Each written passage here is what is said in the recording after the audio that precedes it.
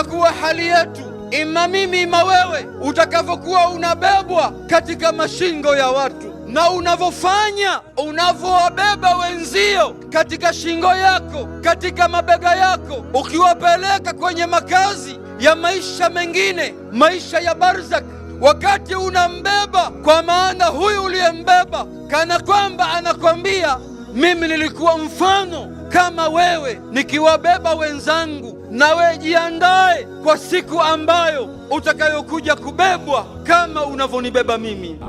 Lakini angalia masalafi ridwanullahi alaihim walikuwa hali gani wakijiandaa na hali ya kutana na Mola wao.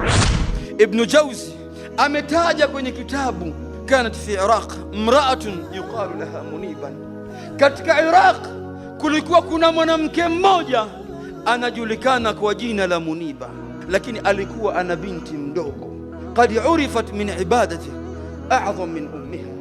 Tena yule binti amejipinda katika jambo la ibada kiasi ambacho amefahamika kwa uzito wa ibada anaozifanya kushinda hata mama yake.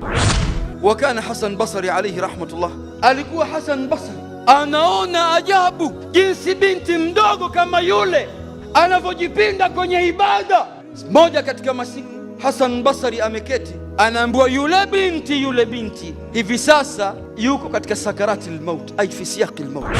Faqama musri'an fadakhala ilayha fawajadha tabki, anakimbia anakwenda kwa yule binti, anaingia ndani, anamkuta analia. Faqala laha lima tabki, kwa nini unalia wewe, kwa nini unalia?